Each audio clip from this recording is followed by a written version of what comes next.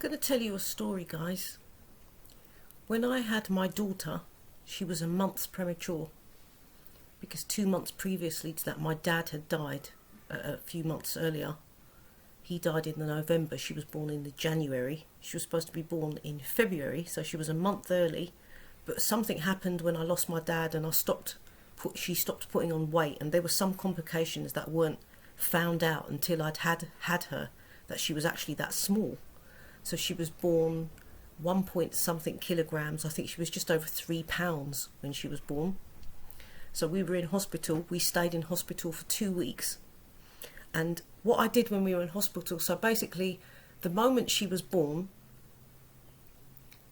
because they panicked because she was so small, they took her away from me straight away. But I said to them, can I hold my child, please? And I took my daughter and I held her. I don't know how long it was for, not that long. And that was when I took my first picture with my daughter. And then they took my daughter away, and she was put in an incubator, and she was in this machine thing, and I fell asleep. And then I saw my daughter in this incubator.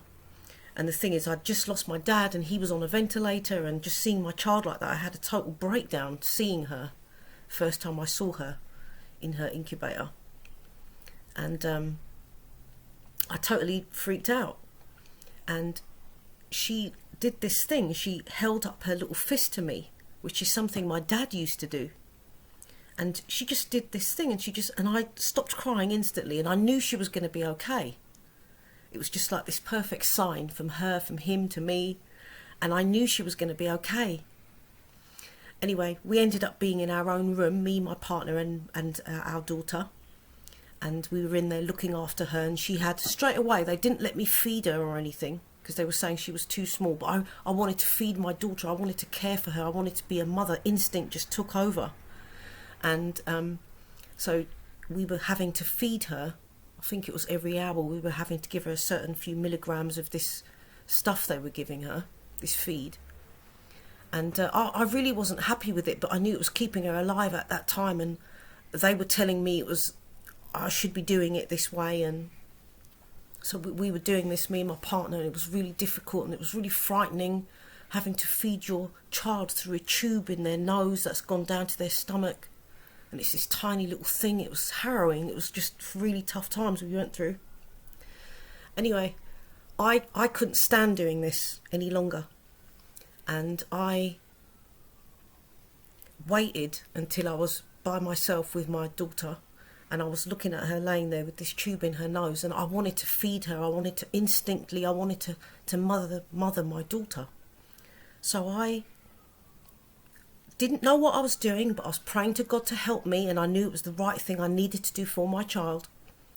And I took the tape off her little nose, and really slowly I pulled the tube out of my daughter, out from her stomach. I pulled it out really gently. I was talking to her. I pulled it out really slowly.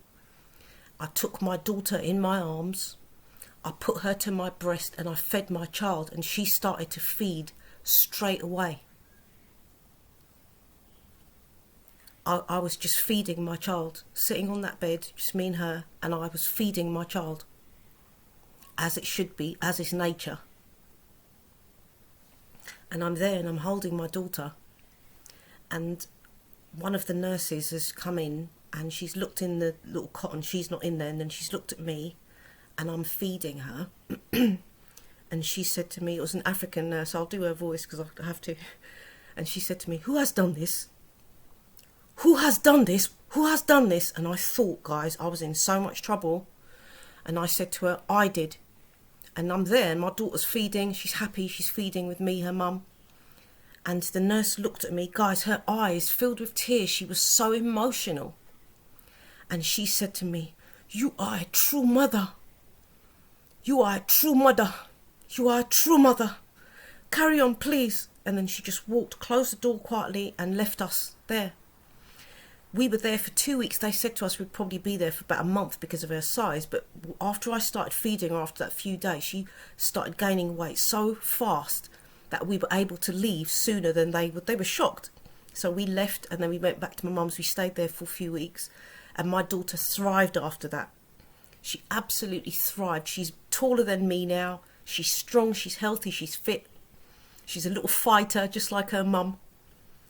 And the reason why I'm telling this story is because I am looking at the world today and I'm thinking to myself, where is some of this motherly instinct when it comes to some of these parents and these mothers pushing their children to get this vaccine? Where is the motherly instinct in this world today when we hear stories of mothers selling images of their own children to make money? Where has the parental instinct gone? Where has the motherly natural instinct gone for some of these women and some of these men? Where has it gone? Where has it disappeared to? What is happening? If you can happily push your child forward to get this, seeing what's going on in the world with people that are taking it, if you can happily cover your child's face on a daily basis and allow them to live like that, where is your motherly instinct? Where has the parental instinct gone for some of these people? Because there's some parents pushing their kids forward and saying the kids should be having this. So it disturbs me to the absolute core of my being when I see news stories like this. And I look around and I think, what is going on? There is a spiritual battle right now on earth. And that's something we have to face. You can be prepped as much as you think you are with 1,000 cans of dried tinned food. But if you are not prepared spiritually right now, you are not prepared at all. Because there's things going on around the world that we must turn away from and not even give our energy and time to. And there are some people that will not be saved and cannot be saved. And for them it's too late. What can we say? What can we do? We tried. But now it's on us to prepare spiritually and just strengthen yourself and be aware of your power. Once you're aware that we are in a spiritual battle and this is warfare that we are in. It's either you're going to let them take you over, take your life over, take your body over, take your absolute being over, and to get you to be on your knees now in life, or you're going to be a spiritual person that says, no, I have choice, I have a mind, this is my body, this is my life, I control it in the way I wish to, I put what I want to into my body, I will not be coerced and I will not be blackmailed, and if that means I miss out on things in life, then do you know what, so be it, because I've done a lot in my life. I've done a lot in my life. If my life was to end tomorrow, I would be able to say I'm satisfied that up till this point, I have done so much in my life and enough in my life. The things I've tried, the things I've said, you know, I can do that. I've gone and I've done it. That's how my life has been. And it's not going to change now because society is trying to force me into believing this is what I should be doing. And my motherly instinct is strong. And even though my child is not near me, my motherly instinct is still strong. And spiritually, I'm with my child. I protect my child mentally. I pray for my child. And I don't see much of that going on in this world. I used to pray every night with my daughter. As a family, the three of us used to pray. I made a prayer myself and we all used to say it every single night with my daughter. And it was really magical times. It changed our reality because it did something at that time.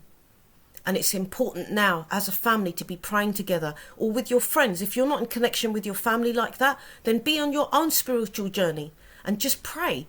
And what does a spiritual journey look like? What does it look like? I'll tell you what it looks like for me, guys.